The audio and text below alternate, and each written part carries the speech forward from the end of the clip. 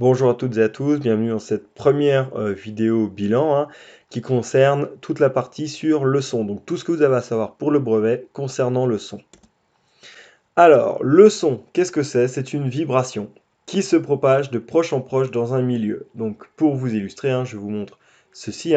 Vous voyez donc là, on imagine, la vibration va être modélisée par cette main et on voit que dès que la main perturbe le milieu, cette perturbation et se propage ensuite de proche en proche.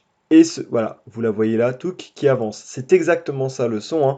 C'est-à-dire que lorsque vos cordes vocales vibrent, elles mettent en mouvement des molécules, les molécules d'air, qui vont à leur tour mettre en mouvement les molécules qui sont juste à côté, etc. etc.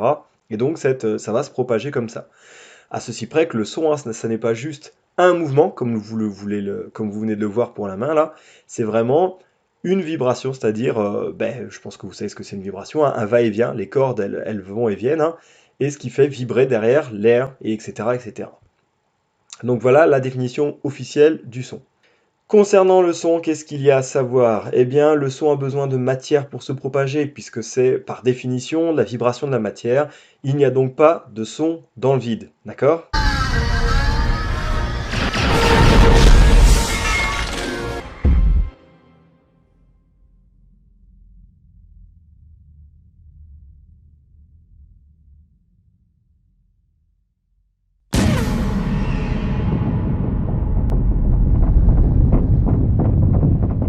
Alors, maintenant qu'on a de la matière, il se trouve que plus la matière sera dense, plus le son pourra se propager vite, car les particules, atomes ou molécules, pourront transmettre cette vibration plus facilement à leurs voisines si elles sont juste à côté.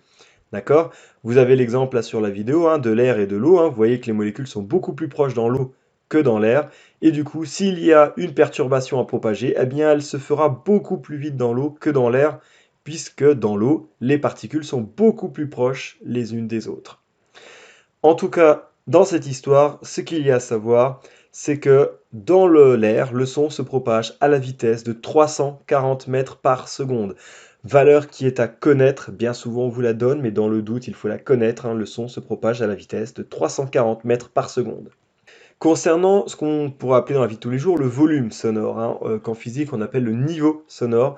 Le niveau sonore est lié à l'amplitude de la vibration. Plus la vibration va être forte, plus le son semblera fort. Vous avez l'exemple ici d'un objet qui va vibrer, ça peut être vos cordes vocales. Donc plus la vibration sera forte, plus le niveau sonore sera élevé, plus le son vous semblera fort. Okay, ce niveau se mesure en décibels, en sachant que si cette vibration est trop forte, elle peut finir par présenter des risques pour l'oreille. On dit, grosso modo, qu'à partir de 75 décibels, une écoute prolongée de ce type de bruit peut endommager de façon définitive vos oreilles. D'accord? D'où le fait qu'on vous sensibilise au niveau sonore de vos casques, vos écouteurs, puisqu'effectivement, très vite, vous pouvez avoir des sérieux soucis aux oreilles. Donc vous avez là ce qu'on appelle l'échelle des niveaux sonores, qui part de 0 décibels, c'est-à-dire le seuil d'audibilité en dessous on ne peut pas entendre. Et vous avez quelques exemples, 20 décibels c'est le vent dans les feuilles, 60 décibels c'est une conversation à voix haute, votre cantine c'est 75 décibels. Donc je vous rappelle, 75 décibels c'est un bruit potentiellement dangereux pour les oreilles s'il dure trop longtemps. Marteau-piqueur 100 décibels, la discothèque, la limite est de 105 décibels, du coup les discothèques sont à 105 décibels, et une fusée au décollage par exemple c'est 140 décibels. Donc là il faut que quelques secondes pour que votre oreille soit définitivement endommagée. D'autres choses, autre notion donc que vous devez connaître sur le son, c'est ce qu'on appelle sa fréquence. La fréquence, c'est le nombre de vibrations de la source qui vibre par seconde. On l'exprime en hertz au quotidien parce que c'est pour pas dire vibration par seconde. Si l'objet qui vibre vibre 4 fois par seconde, on pourrait dire que sa fréquence est de 4 vibrations par seconde. Mais voilà, l'homme qui l'a découvert s'appelait Hertz, donc il a donné son nom à l'unité, et donc maintenant on dit 4 Hertz plutôt que 4 vibrations par seconde. La sensation de fréquence, on la désigne au quotidien par le terme hauteur d'un son, c'est-à-dire aigu ou grave. Je vous montre l'exemple ici sur la vidéo, un objet qui vibre lentement, on dit que c'est un son grave, alors qu'un objet qui a beaucoup de vibrations par seconde, on dit que le son est aigu. D'accord? Et donc, plus la fréquence d'un son est élevée, plus le son semble aigu. Je pense que c'est clair à partir de ce que je viens de vous montrer. Alors, il se trouve qu'on n'est pas capable d'entendre tous les sons. Tous les sons que nous entendons sont compris en fait entre 20 Hz et 20 000 Hz. On ne peut pas entendre au-delà de ces sons. Ça dépend des oreilles, hein, mais voilà, globalement, tous les sons qu'on entend sont dans cette plage. En dessous de 20 Hz, on appelle ça des infrasons, et nous sommes donc totalement incapables d'entendre ces sons. Au-delà de 20 000 Hz, on appelle ça des ultrasons. Donc certains animaux sont capables d'entendre ces sons, hein, mais nous, absolument pas. C'est notamment le cas des chiens, hein.